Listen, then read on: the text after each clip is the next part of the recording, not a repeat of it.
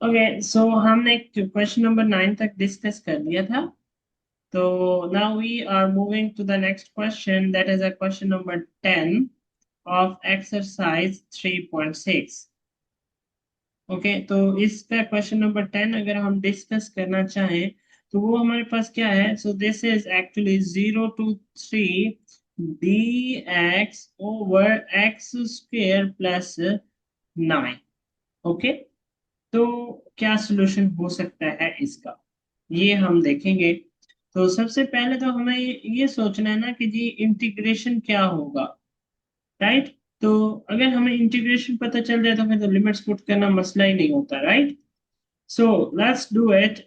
मैं इसको यूं लिखता हूँ, dx over x square plus 9 without limits, and this could be written as dx over x square plus 3 square। Okay, कुछ एक चीज और एक्सप्लेन करता हूँ, ये आप सम टाइम देख सकते हैं इस तरह भी होता है। सवाल के लिमिट्स ही लगा दे और फिर हम सब्स्टिट्यूशन करें तो फिर क्या होगा। ये एक अहम बात है जो मुझे लगता है यहाँ पे एक्सप्लेन करनी चाहिए। और वो कैसे होता है कि आपको पता है कि जब कभी हमारे पास एक्स स्क्वेयर प्लस ए स्क्वेयर होता था तो हम सब्स्टिट्यूशन क्या लेते हैं, हम सब्स्टिट्यूशन लेते हैं x equals to a tangent theta, right. तो अब इस केस में ए की जगह हमारे पास क्या है, 3 है। तो it means I will take the substitution, let कर लूंगा कि x जो है this is equals to 3 tangent theta. Okay, तो फिर dx क्या बन जाएगा, so dx will become equals to 3, और टेंजेंट का आपको पता है कि क्या होता है, सीकेंड स्क्वायर थीटा होता है, और साथ में d थीटा। अब यहाँ पे क्या, फिर यहाँ पे सब्स्टिट्यूट करके सिंपली इसी तरह लिख दें, 0 to 3, 3 secant square theta d theta over 3 square tangent square theta plus 3 square. क्या ये ठीक होगा, तो ऑब्वियसली नहीं होगा ठीक, याद रखो ये रॉन्ग है। दिस इज रॉन्ग, व्हाई, उसकी रीजन, रीजन ये है कि हमने लिमिट्स को चेंज नहीं किया। लिमिट्स तो ये थी एक्स के लिहाज से, अब हमने कन्वर्ट किस में कर दिया, थीटा में। तो फिर इसका मतलब है कि जब हम डेफिनेट इंटीग्रेशन में सब्स्टिट्यूशन कर रहे होंगे तो लिमिट्स को चेंज करना पड़ेगा। ठीक है, अब लिमिट्स चेंज कैसे होंगी वो थोड़ा समझते हैं कि जब when x approaches to 0, जब x 0 को अप्रोच करता है तो इसका मतलब है यहाँ पे हो जाएगा 0 is equals to 3 tangent theta. Okay, so 3 divide हो गया तो टेंजेंट थीटा किसके बराबर आ गया, 0 के। सो दिस इंप्लाइज कि थीटा फिर किसको अप्रोच करेगा, 0 को, ऑब्वियसली। लेकिन अगर हमारे पास जब जब x अप्रोच करता है 3 को तो फिर तो इसका मतलब है 3 इक्वल्स टू 3 टेंजेंट थीटा बन जाता है ना। So which will gives tangent theta is equals to 1। So what it gives, it gives theta approaches to π/4। तो इस तरह लिमिट्स को चेंज करते हैं। पर सम टाइम बच्चों को ये मुश्किल लगता है, तो इसलिए मैं कहता हूँ विदाउट लिमिट्स आप पहले इंटीग्रेशन कंप्यूट करो और फिर लिमिट्स लगा लो। लाइक जब आपके पास answer in terms of X हो तो उसमें आपको लिमिट चेंज करने का चक्कर नहीं पड़ेगा। लेकिन अगर आप लिमिट्स के साथ जा रहे हैं और सब्स्टिट्यूशन कर रहे हैं तो देन बी केयरफुल कि जिस सब्स्टिट्यूशन के तहत नए वेरिएबल में जा रहे हैं उसी वेरिएबल में आपको लिमिट कन्वर्ट करनी पड़ेगी। अगर हम अब इस हिसाब से लिमिट कन्वर्ट कर गए हैं तो फिर हमारे पास इंटीग्रेशन क्या बन जाएगा, तो now integration will become 0 to π/4, और फिर 3 secant square theta D theta over, और नीचे देखें तो 3 स्क्वायर कॉमन हो जाएगा इस तरह और बन जाएगा टेंजेंट स्क्वायर थीटा प्लस 1। और आपको पता है कि टेंजेंट स्क्वायर थीटा प्लस 1 जो होता है वो सीकेंड स्क्वायर थीटा ही होता है। So that will become 0 to π/4, और यहाँ पे 3 secant square theta over 3 square, और ये भी सीकेंड स्क्वायर थीटा हो जाएगा डी थीटा। अब सीकेंड स्क्वायर थीटा से कैंसिल आउट हो गया, so that will become 1/3 integral 0 to pi by 4 और सिंपल d थीटा आ गया. Okay, so that will makes 1/3 और यहाँ पे थीटा और लिमिट्स आ गए 0 to pi by 4. So that will makes 1/3 into pi over 4 minus 0 and finally I will get the answer. तो ये आंसर हमारे पास आ जाएगा पाई बाय 12. ओके, समझ ठीक है आई? सर। मुश्किल तो नहीं लगा? यस। अब मुझे लगता है कि बच्चों को ये मुश्किल लगता है कि जब लिमिट्स चेंज करनी पड़ती हैं समटाइम्स, जी सर। उसका हल है, हल वही है कि आप फिर सिंपल इंटीग्रेशन करें, यानी इसी क्वेश्चन नंबर 10 को अल्टरनेटिवली करते हैं ना, अल्टरनेटिव मेथड. ओके, सर जो उसका फॉर्मूला बन जाएगा अब। हाँ, और देखते हैं क्या वो भी आंसर यही आता है कि थोड़ा डिफरेंट आता है, और उसमें कितना मुश्किल या कितना आसान होता है. हो सकता है आपको वो वाला आसान, पहला मेथड आसान ही लग रहा हो, दूसरा मुश्किल लग रहा हो ना, जो मैं कह रहा हूँ.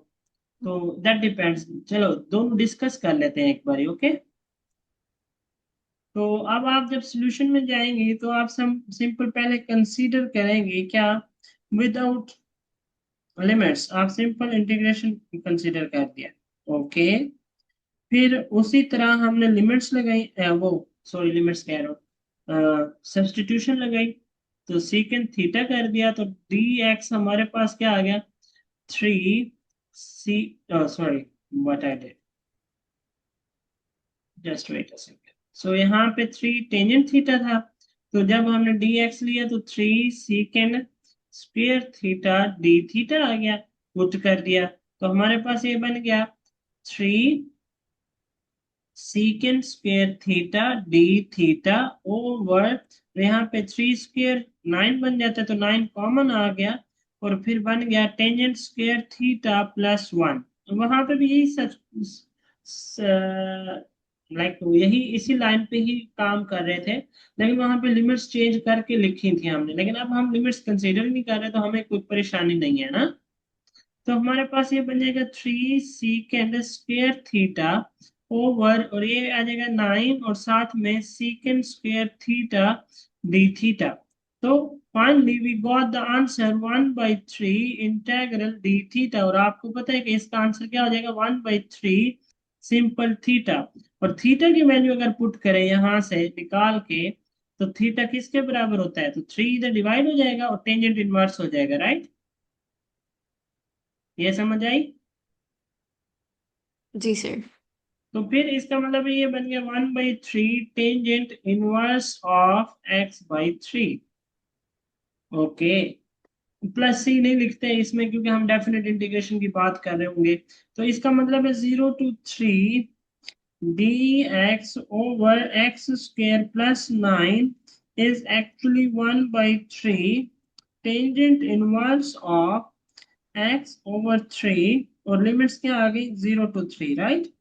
अब हम क्या करते हैं, 1/3 वैसे का वैसे लिख देते हैं, और यहाँ पे आ जाएगा tangent inverse of 3/3 minus tangent inverse of 0.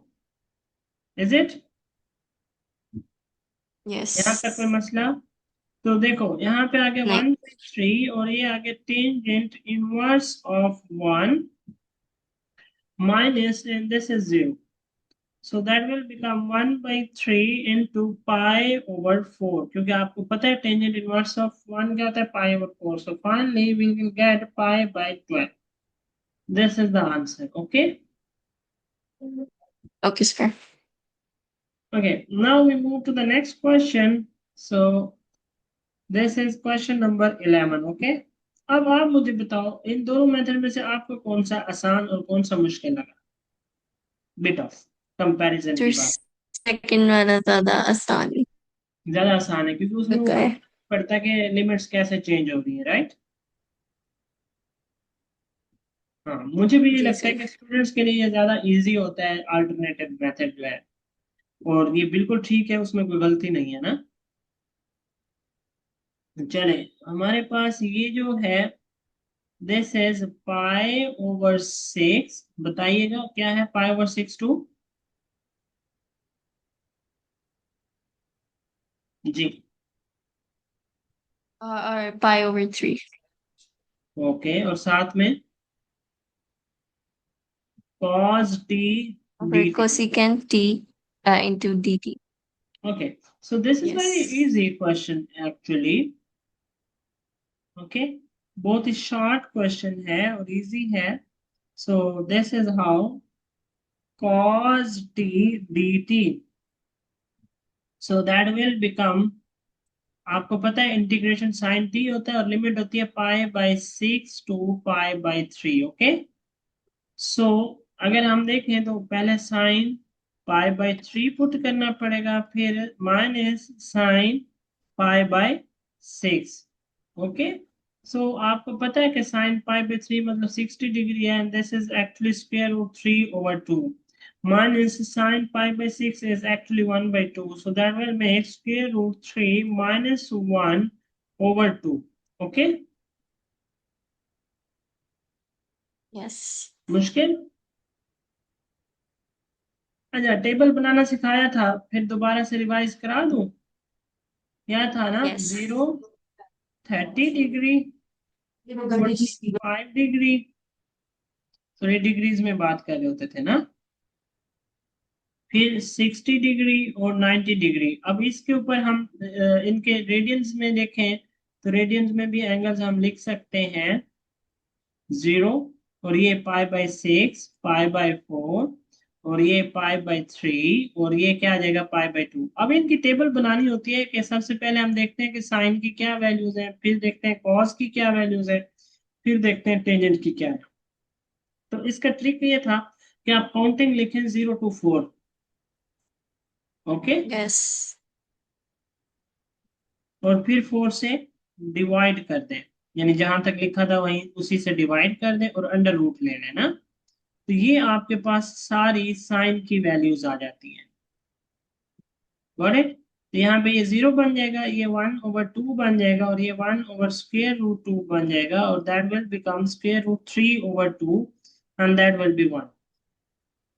Any confusion? No, sir. Okay, now हमें क्या करना है, कॉस की वैल्यूज इन एंगल पे करने हैं, तो उल्टा लिखना शुरू कर देंगे, यानी 1 से, यानी आखिर से शुरू कर देंगे. 1, ये आ जाएगा √3/2, और ये आ जाएगा 1/√2. ये 1/2, और यहाँ पे क्या आ जाएगा 0. कोई मसला? ये तो बहुत नहीं आसान है सर. ये सारी बातें. आसान हो गई ना ये सारा कुछ? नहीं नहीं बेटा? सर, आसान है. हाँ, तो बहुत मुश्किल था याद रखना, तो अब बनाना तो आसान हो गया. 0 को 1 से डिवाइड करें, क्योंकि आपके पास टेंजेंट थीटा जो होता है वो बराबर होता है sine theta over cos theta के, राइट? तो अगर हम इनको डिवाइड करेंगे 0 को 1 से तो 0, और ये क्या आ जाएगा 1/√3. इनको डिवाइड करेंगे तो ये 1 बन जाएगा, और दैट विल बिकम √3, और ये बन जाएगा अनडिफाइंड, क्योंकि 1/0 बन रहा है. ओके, तो इस तरह हम इन एंगल्स पे इन फंक्शंस की वैल्यूज को फाइंड कर लेते हैं और ये टेबल बना लेते हैं. ओके, तो Yes, sir. दूसरी बात, सबसे अहम बात कि ये जो एक्सरसाइज 3.6 है, अगर पास्ट पेपर्स भी देखें, कोई भी पास्ट पेपर आप उठा के देखें, so you will see that कि इस पूरे मतलब एक्सरसाइज में से सिर्फ और सिर्फ 8 मार्क्स का पेपर आता है. Okay, sometimes 10 marks. तो 8 to 10 मार्क्स का पेपर सिर्फ एक एक्सरसाइज से आता Okay, sir. है. समझ रही है बात? तो इट्स एन एविडेंट थिंग कि लास्ट टाइम में स्टूडेंट था वो 3 बार फेल हो चुका था मैथ्स में.